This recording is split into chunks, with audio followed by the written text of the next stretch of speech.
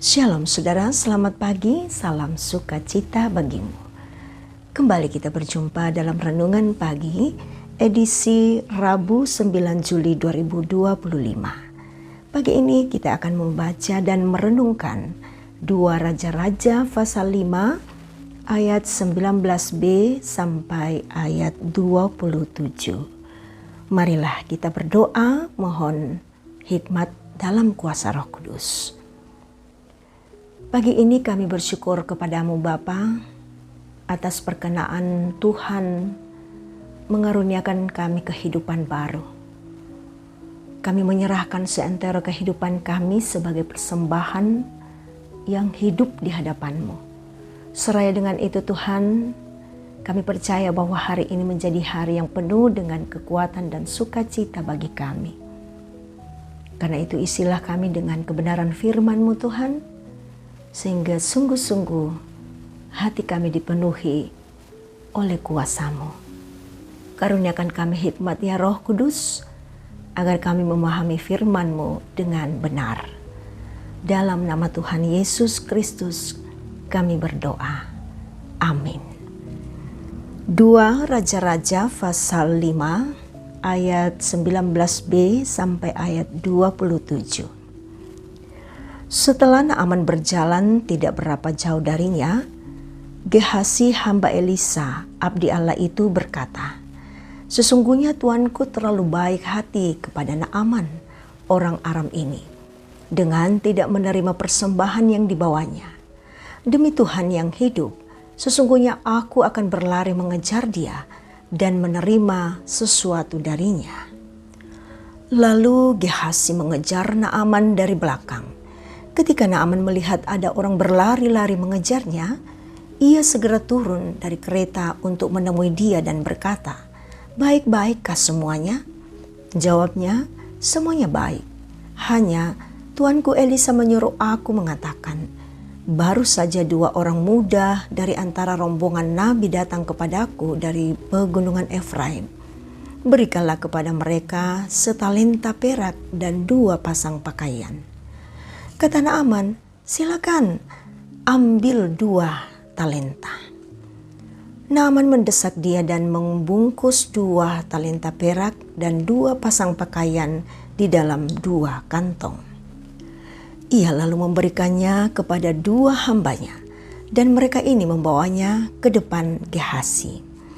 Setelah mereka sampai ke bukit, Gehasi mengambilnya dari tangan mereka dan menyimpannya di rumah. Ia menyuruh kedua orang itu pergi, lalu mereka pun pergi. Ketika Gehasi masuk dan berdiri di hadapan tuannya, Elisa berkata kepadanya, "Dari mana engkau Gehasi?"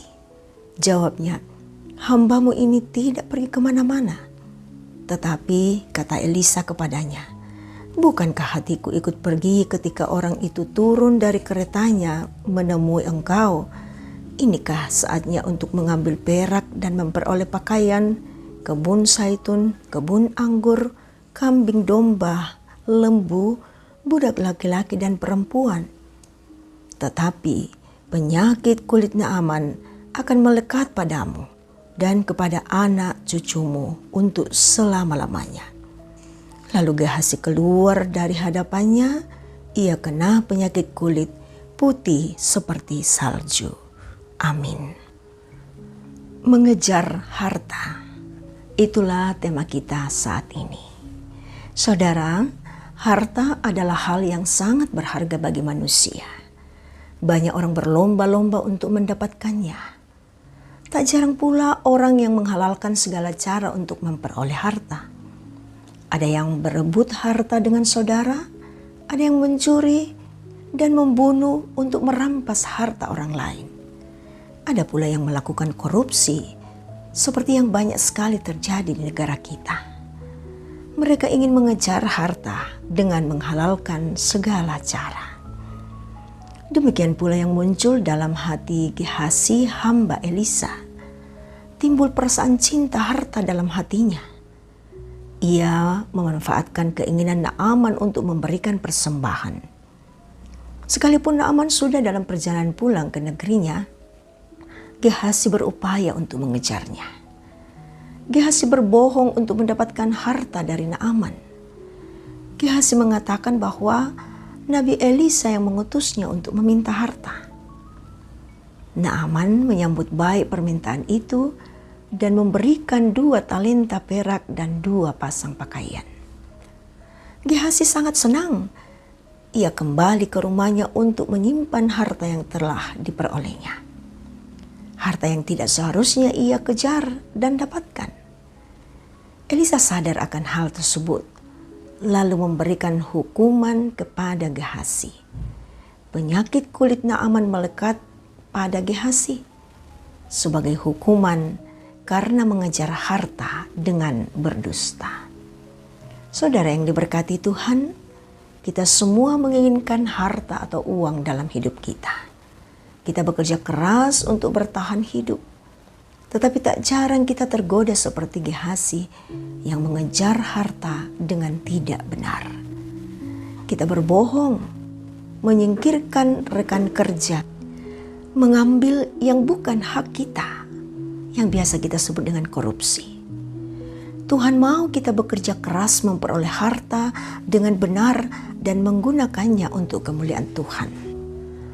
Akan ada hukuman bagi yang mengejar harta dengan curang. Amin. Firman Tuhan. Saudara, mari kita satu dalam doa. Kami bersyukur Tuhan atas firman kebenaran-Mu yang Engkau nyatakan bagi kami sekalian. Hari ini sungguh-sungguh Engkau mengajak kami untuk taat dan patuh kepadamu. Kami hanya diberikan kekuatan oleh Tuhan dalam kuasa Roh Kudus untuk tidak mementingkan kepentingan kami, mengejar harta dalam dunia ini. Sungguh kami belajar dari abdi Nabi Elisa.